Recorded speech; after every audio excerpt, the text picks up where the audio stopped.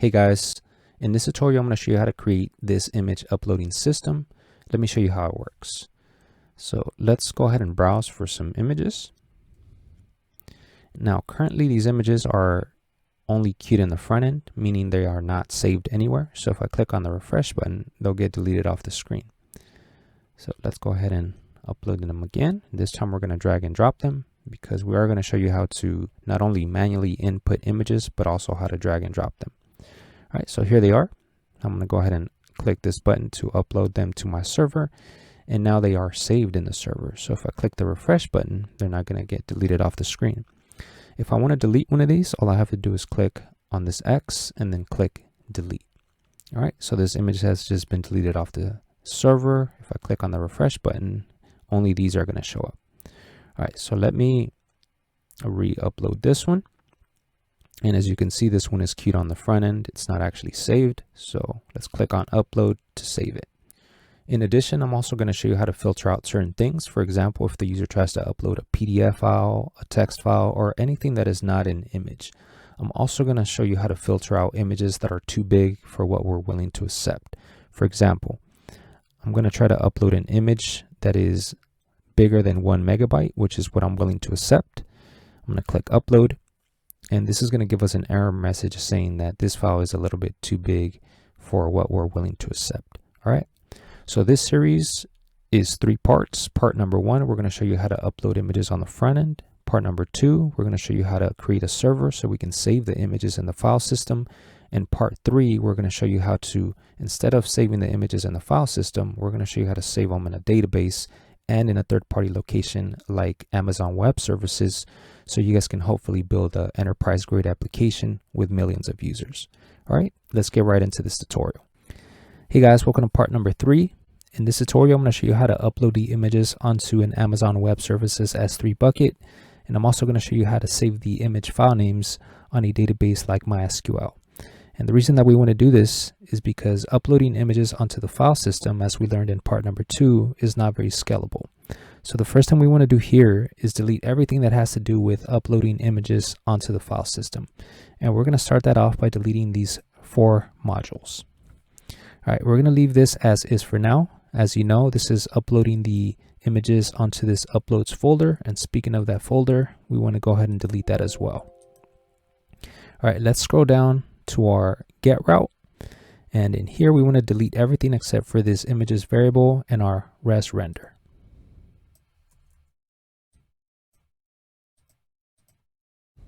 All right, let's scroll down onto our put route, and let's go ahead and delete this for each. All right, we've deleted everything that has to do with uploading images onto the file system here in our server. There's a couple of things that we need to change in the front end, but we're going to worry about that when we get there. For now, we're going to install a few more dependencies that we need in order to make this all work. So let's go down to our terminal and hit Control-C. This is going to ask you terminate batch job. Go ahead and enter a capital Y and click enter. And now you're going to type in npm install.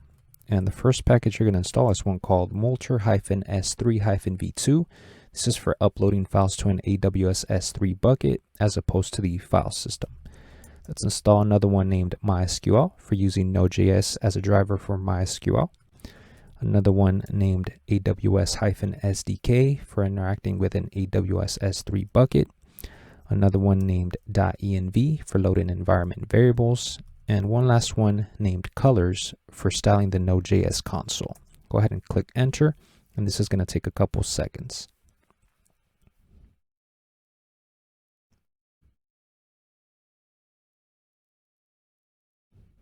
Once that's done, go ahead and fire up your server again by typing npm run server. And now we're going to go ahead and set up our database. So if you do not have MySQL installed, please make sure to have that installed before you proceed. If you already have it installed, go ahead and open up your MySQL workbench. You're going to log in as a root user. Now let's create our schema. So let's click on this icon. We're going to call it uploads. Let's click apply, and finish. We can close out this tab. Now select your schema over here on the left by double clicking on it. And now we're going to add a table inside. Let's call it images, and we're going to add a couple of columns. The first one, we're going to call it ID, and this is going to be a data type of int. Let's select primary key, not null, and auto increment. Let's add another one. We're going to call this one user underscore ID. We're going to change the data type for this one to int. Let's also select not null. Let's add one more called image underscore key. We're going to go with a data type of varchar 45 for this one, and let's select not null. Go ahead and click apply. And I recommend you guys save this here as a reference, just so you guys know exactly what is inside your table. Go ahead and click apply and finish. We can close out this tab. And now if we select tables here, we can see that we have a table with a name of images inside of our uploads schema. All right, let's go ahead and create a query that is going to select everything that is inside of that table. And as you can see, we have a table with 3 columns. And of course, we don't have any users just yet. So let's go ahead and insert a fake user for now.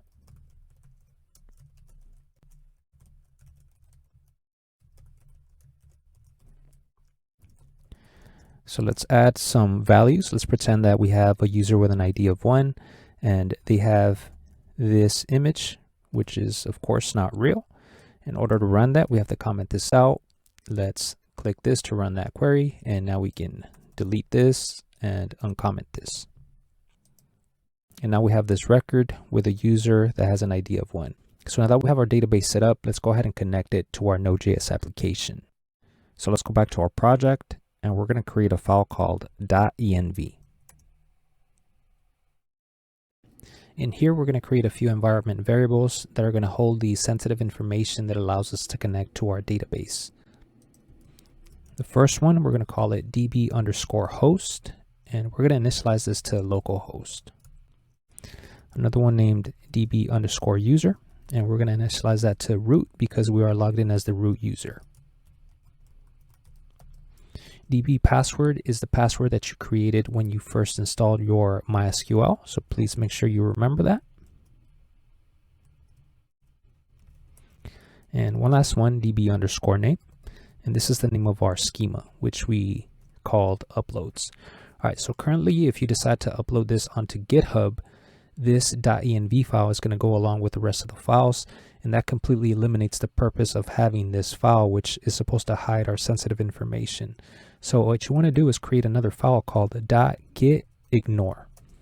And in here, we're going to include everything that we do not want to send over to GitHub. And this .env file is one of the things. Something else that we don't want to send over is the node modules folder, which is this folder here. This folder is actually quite large. And besides, whenever you deploy this application, this node modules folder gets created for you in whatever hosting platform you host your application on. All right, so now that we have all of this, we are ready to make our database connection. So let's create another file called db.js. And here we're going to bring in some of the dependencies that we installed at the beginning of the video. Let's start off with MySQL. Let's also bring in colors. And for this one, we are using var because that's how the documentation states that we should bring it in. Let's also bring in .env. And this one also gets brought in a little bit different because once again, that's how the documentation states we should bring it in. All right, now we're gonna make a connection to our database. So we have to use create connection. And in here, we're gonna bring in the environment variables that we created in the .env file. To bring them in, we use process.env, and then we include the name of the variable. For this one, we need db host. We also have to include the user and the password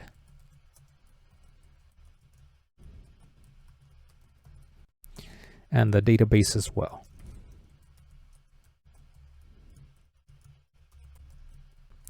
All right, now let's make sure that our connection was successful.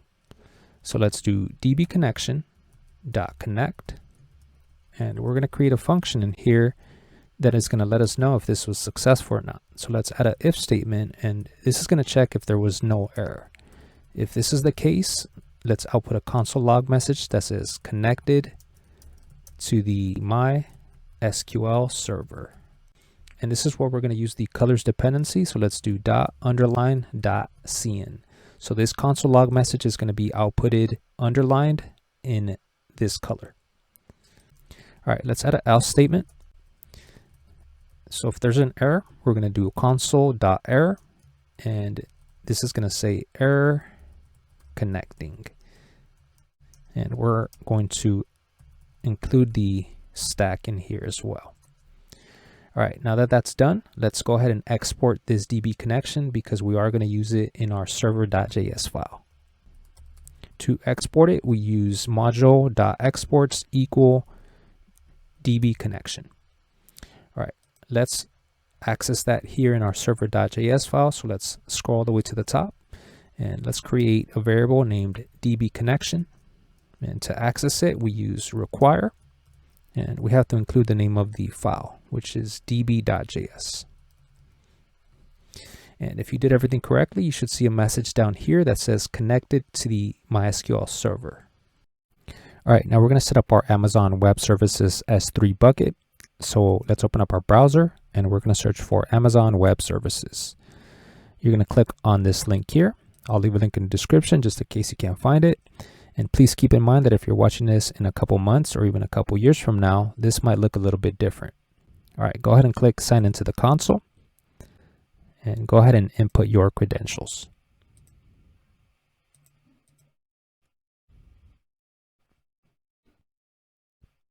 All right, as soon as you log in, you might see something a little bit different. That's okay. I've already had my account for some time, so mine looks a little bit different. So the first thing we want to do here is create a bucket. So let's go up here and type in S3, and you're going to select this option.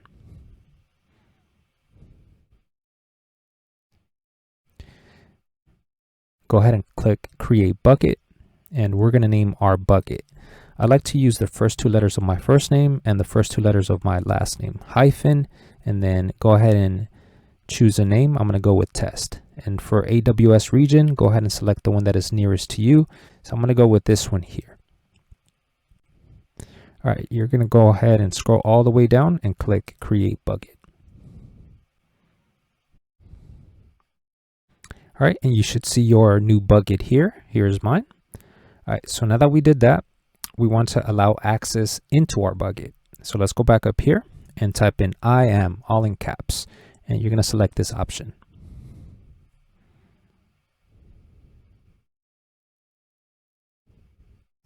All right, let's select policies. And you're going to click create policy. For service, you're going to type in S3 and go ahead and select that.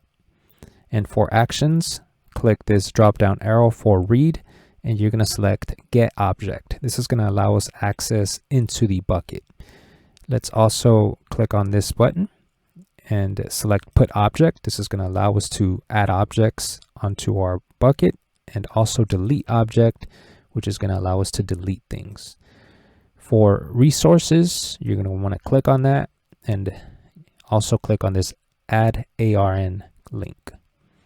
In here, you're going to type in the name of your bucket. I called mine this, and for object name, you're going to select this checkbox. Go ahead and click add and click next. Click next again. And you're going to add a name for your policy. I'm just going to call it test policy. Go ahead and scroll down and click create policy.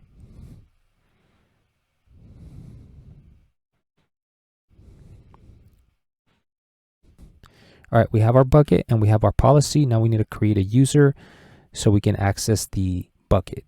So let's select users and click add users. I'm going to call this test app, and then I'm going to click next. Select attach policies directly and go ahead and search for the policy that you just created. I call it test policy. Click enter, and once you find it, go ahead and click this to select it and then click next. Scroll all the way down and click create user. All right, here is our new user. Now we want to access the credentials from this user and add them onto our Node.js application so we can access the bucket from our program. So let's click Test App or whatever you call yours, and then select the Security Credentials tab. And go ahead and scroll down and select Create Access Key. And you're going to want to select Local Code, and then check this and click Next. And then click Create Access Key. Now let's go ahead and create an environment variable for each of these two. So let's go back into our project. Let's open up the .env folder. But first, we're going to create a variable for the bucket name. So go ahead and enter the name that you gave your bucket. Let's create one more for the region. And I went with US East 1. All right, now let's create one for each of the access keys. You can just click this to copy it. Go ahead and paste it in there. And let's create one more for the secret key. Go ahead and click that to view it, and then that to copy it. Now that we have the credentials, let's go ahead and make a connection to our S3 bucket. And just like we did with the database, we're going to create a file that is going to create the connection. So let's go ahead and call this one s3.js. All right, and here we want to bring in the AWS SDK dependency that we installed at the beginning of the video. So let's create a variable named S3. And for this one, we want to target clients/S3 specifically. Let's also bring in the .env dependency because we do want to get access to those credentials that we just created environment variables for. All right, let's create a variable, bucket name. And let's access the environment variable for that. And let's create one for the region as well.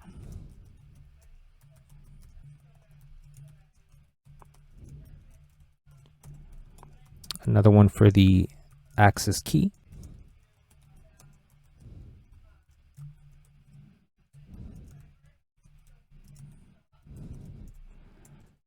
And one final one for the secret access key.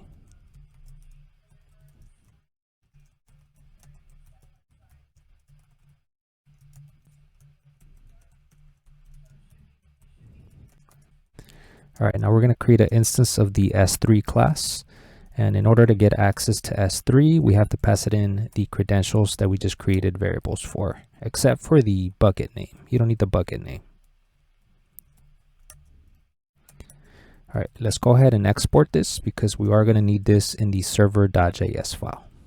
All right, let's open up server.js, and right on top of the DB connection variable, let's create another one called S3, and let's bring in the s3.js file. And this actually has to be brought in with brackets, and so does DB connection. And for this s3.js file, the access key variable actually has to be access key ID. So let's go ahead and change that here in the bottom as well. All right, now I want to point your attention to this multer.disk storage. Told you guys we were going to come back to this. So what is this doing anyways? Well, remember, when the user uploads a file, it goes to this, and this is responsible for storing the file in the file system. But we don't want that anymore. We want the file to be stored in S3 instead. And the way that we're going to do that is by using the Multer S3 dependency that we installed at the beginning of the video. So let's go ahead and bring that in. And we're going to start in this variable Multer S3.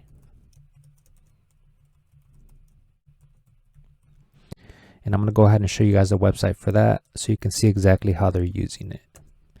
I'll go ahead and leave a link in the description for this as well, just in case you can't find it. All right, let's scroll down to where it says usage. And notice the way that they're using the Multer S3 object here. So this is very similar to the way that we're using the disk storage object. Only this one is going to send the files over to S3 as opposed to saving them in the file system. So let's go ahead and copy this. And we can basically replace the disk storage object with what we just copied. Before we do though, I do want to keep the file name that we have going on here. So let's go ahead and cut that. We can just paste it down here for now. And let's go back here and copy this again. All right, now we can just replace the disk storage with the S3 object. Right here where it says bucket, let's replace this with our bucket name. But instead of just typing it in like this, we're going to use the environment variable that we created here. So let's go ahead and bring in the .env dependency.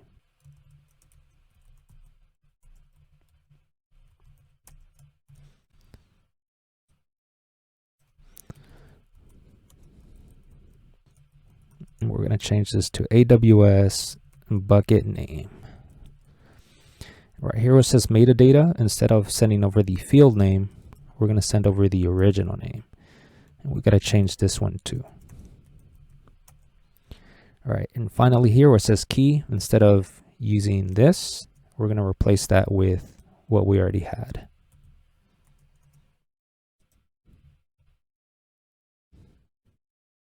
And notice that we're using the path module here, but we accidentally deleted that at the beginning of the video. So let's go ahead and bring it back in.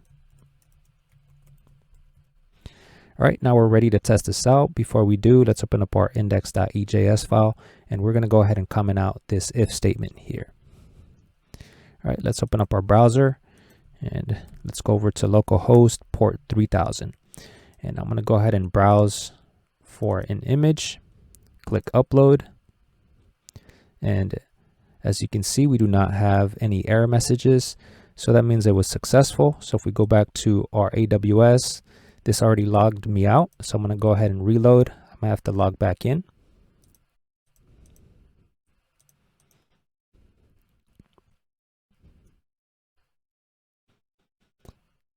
And I'm going to head over to S3.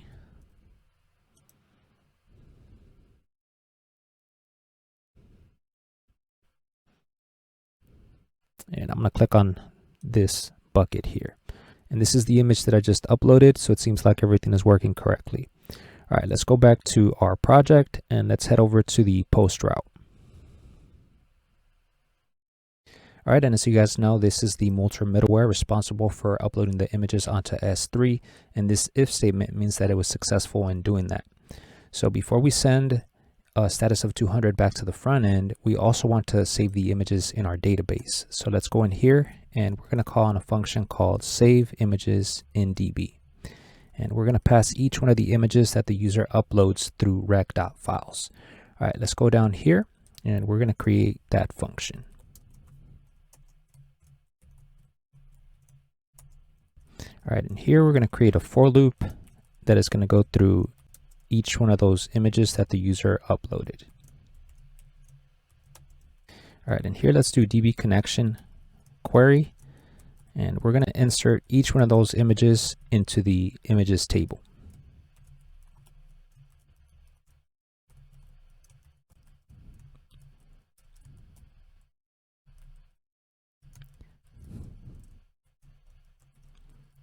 All right, let's go ahead and insert the user ID. So remember, we created a user with an ID of 1, and to access the key, you do images index.key.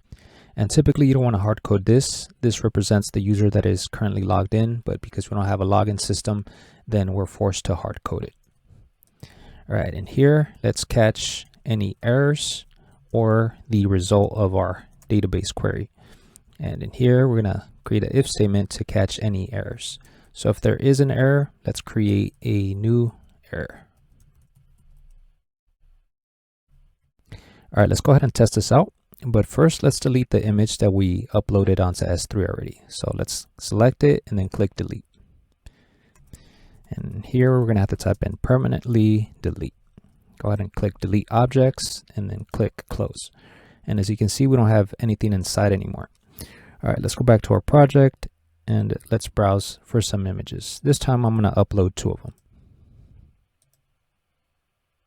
And no images are here. First, let's check our database. So we're going to select from images.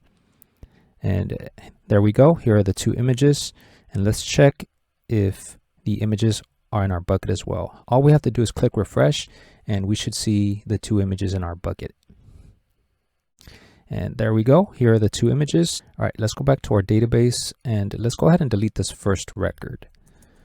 So we're going to type delete from images where image key equals, and let's just copy this, paste it in here. Let's comment this one out, and then go ahead and run that, and then we could delete this and uncomment this. Let's go ahead and run this again, and now we only have those two images. Now we want to send those images to the front end so we could display them on the screen here. So let's go back into our project and let's go over to the get route, and instead of sending over this images array, we're going to make a query to our database, and we're going to send over all of those images to the front end. So let's do db connection query, and we're going to select everything from the images table where user ID is equal to 1.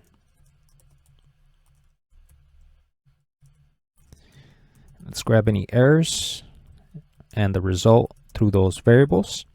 And in here, we're going to add an if statement that is going to check if there isn't any errors. If that's the case, then we're going to render the index file.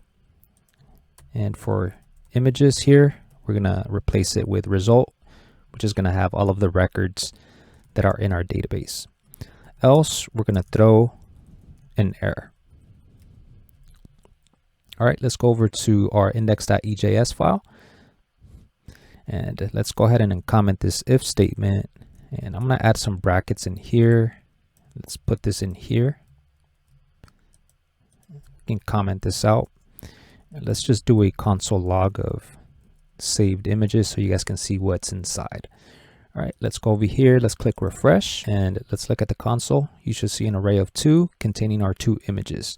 And keep in mind that in order to access these 2 images, we need to use image key. All right, so let's go ahead and do that so we could display them on the screen. All right, we can go ahead and delete this console log, and we can uncomment this function. We can also delete this uploads folder because we are no longer using the file system. And in here, we have to use image_key in order to access that particular image file name. And we have to do the same thing in here. So image_key in here as well. Let's go back over here, click refresh, and you can see that we have 2 images, but we cannot view them because we need to create an image stream in order to view the images that we have in our S3 bucket. So let's go back over here into the s3.js file, and let's go ahead and create a function called getImageStream. And we have to indicate which image we want to see, so we're going to grab that through image key. And here we're going to use S3 get object, and in here we have to indicate which particular object we want to return. So we have to indicate the bucket where it's located, and we have that through bucket name, and we also have to indicate the key that we're trying to access, and we're going to grab that through the parameter that we have coming in, image key. And we also have to use create read stream. All right, now that this function is complete, let's add it on here so we can access it in our server.js file. All right, let's go inside server.js.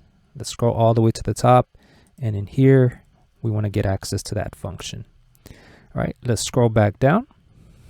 Right underneath the put route, and in here, we're going to create a route that is going to display that image on the screen whenever the user passes in a correct image key.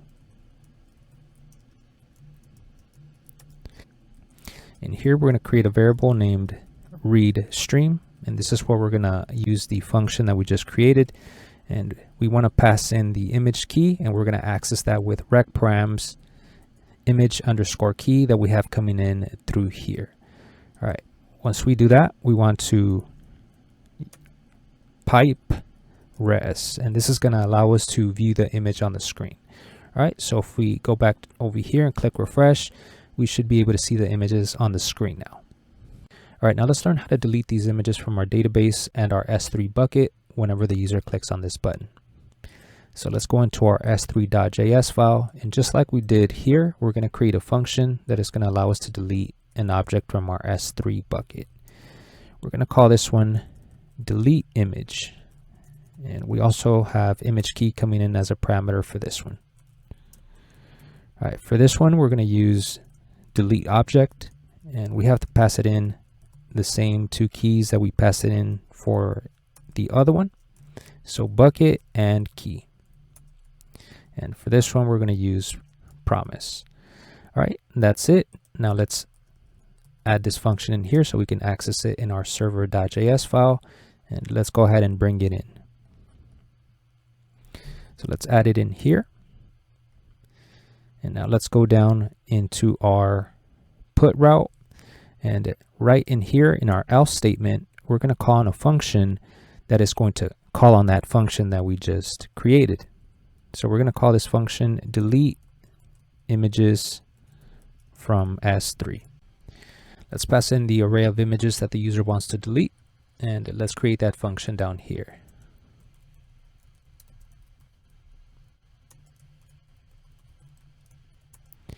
And here we're going to create a for loop. It's going to go through each one of these images. And for each one, we're going to pass it in as a parameter into the function that we just created. So this is going to delete each one of the images from our S3 bucket one at a time. All right, let's go back up here. And right under this function, we're going to create another one called delete images from DB. All right, let's go back down here and let's create that function.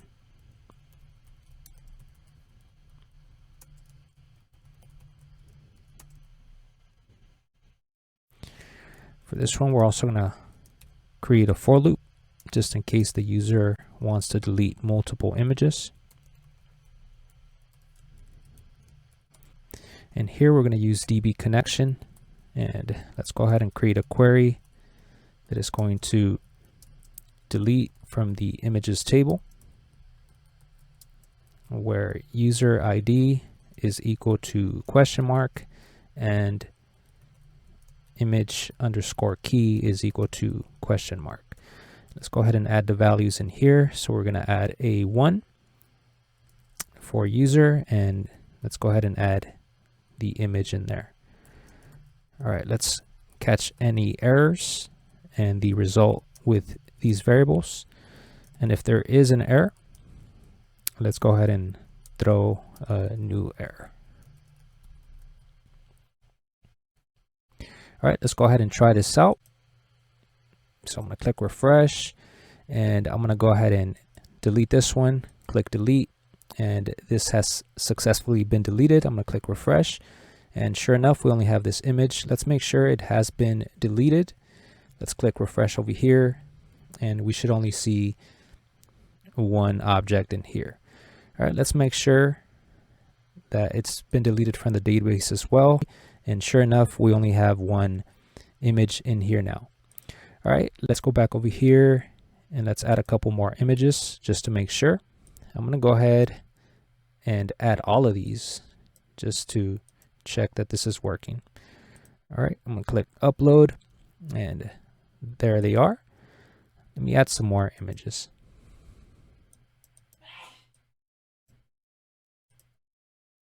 All right, so these are on the front end, these are on the server. I'm going to upload these, and these are now saved in the server as well. Let me go ahead and delete this one. Click delete, and successfully deleted. Now if I click refresh, these are the only ones that are saved in my server. And let me make sure that we don't have any error messages. Nope, and we don't have any over here either. All right, that's going to wrap it up for this series. I hope you guys have really enjoyed building this application with me. It's been a whole lot of fun, and it's been a whole lot of work as well. But I hope you guys can take a lot from this project. If you guys found this content useful, then feel free to leave me a super chat. I would really appreciate it, and that would help me continue to bring these kinds of videos to you guys. All right, that's going to be it for me. I'll see you guys in the next one. Thank you very much for watching.